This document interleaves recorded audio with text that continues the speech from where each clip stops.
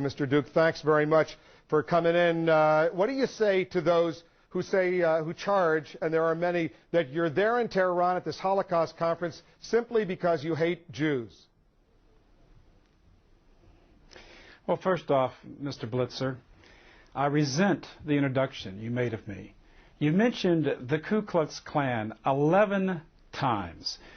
That was over 30 years ago in my life. And since that time, I got elected to the House of Representatives. I received a full doctorate. I've been a teacher. I have one of the best-selling books in the world.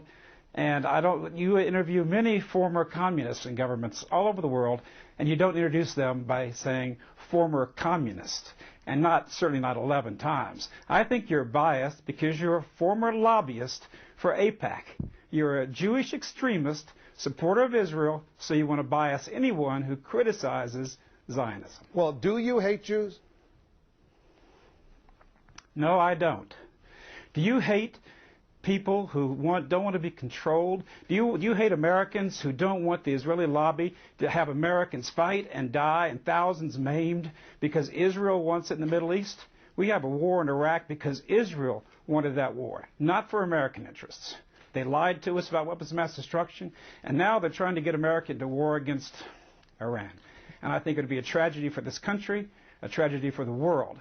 And you don't like what I say against Zionism, so you want to talk about the Ku Klux Klan rather than the issues facing the world. Terrorism of the Israeli state, for instance. Do you believe, Mr. Duke, that there was a Holocaust?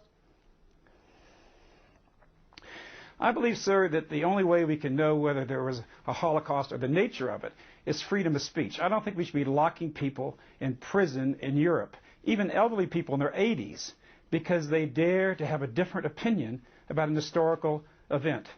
The American government shouldn't be saying that the Iran conference was a conference for freedom of speech. I heard many mainstream Holocaust speakers at this conference, many. This conference allowed freedom of speech on the issue.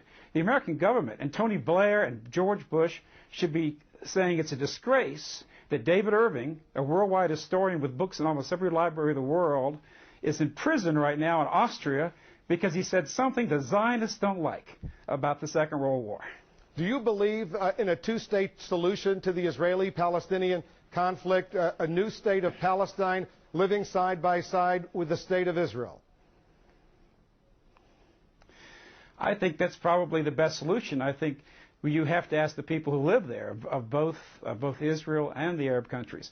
But I know one thing. You can't impose a solution from the Zionist domination of American foreign policy.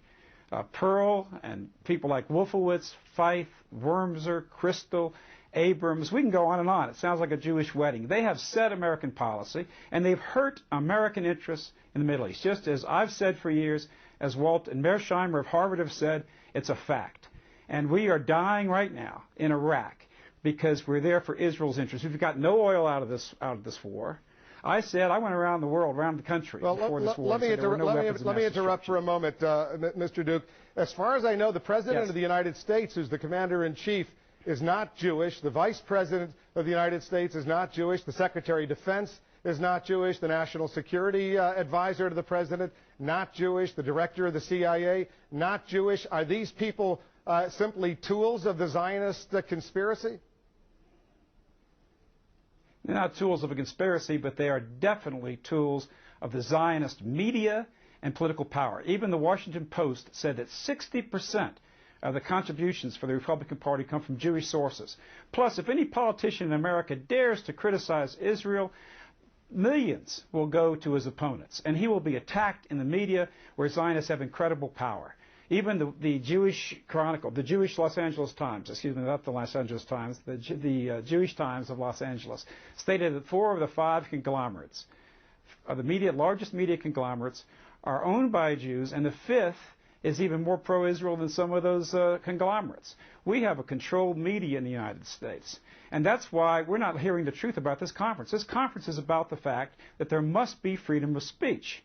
And this is insane that people are being criticized. This conference is being criticized when there are people in prison right now for freedom of their conscience. If there's now, a control, do you think that David Irving should be in prison right now in Austria? I'm asking you a question, sir. Well, do you think David Irving should be in prison in Austria for voicing an opinion? And we invited you on, and the question is, if we invited you on, why is there a Zionist conspiracy if we're letting you on television right now? How do you explain that?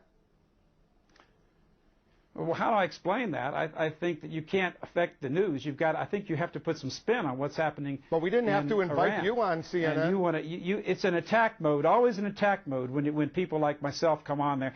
But you thought you could handle me with your 11 connotations of the Ku Klux Klan. You can't handle me. And you can't handle the truth. And the fact is, you are an agent of Zionists. And you work for AIPAC, the lobby in this country that controls Israeli policy. I'm going to read to you what Mahmoud Ahmadinejad has said. You're an Israeli agent. All right, I'm going to read to you what Mr. Mahmoud Ahmadinejad, the president of Iran, has said, and then you can respond if you agree or disagree with him. Israel must be wiped off the map, and God willing, with the force of God behind it, we shall soon experience a world without the United States and Zionism. That's what he said on October 28, 2005, according to Al Jazeera. All right, first off, that's a complete misquote. He never said wipe off the map. And he was talking about the Zionist control of the United States. In fact, I heard his last speech, and I read articles all over the world where he said Israel would be wiped off the map. He said Israel would have a change in government, just as the Soviet Union changed. Obviously, the Russian people weren't killed. Israel wasn't wiped out. And this was to garner hatred against Iran. Well, what about it when he says we should soon maybe even nuclear strike against Iran? When he says we should soon experience a world without the United States? When he says we should soon experience a world without the United States and Zionism? I know what the translation was. He was referring to the control of the world. Israel uses the United States as its proxy. They use the United States, as Mahatma said from Malaysia. Israel is able to dominate our policy through their money, through their media control, and they're leading us to disaster. Richard Pearl and Paul Wolfowitz were the formulators of the Iraq War. Pearl, Wormser, and Fife wrote a paper for Benjamin Netanyahu of Israel, calling for war against Iraq, Iran, and Syria. And that's exactly what we did. They made up the lies of weapons of mass destruction because Americans were not willing to die in thousands and spend billions of dollars for Israel's strategic objectives. David, that's the reality of it. We have to leave it there. So the satellite is about to go down. So we have to leave it right there. But you're in Tehran. Well, people can find information, davidduke.com. I'm sure they will have plenty of opportunities to hear what you have to say.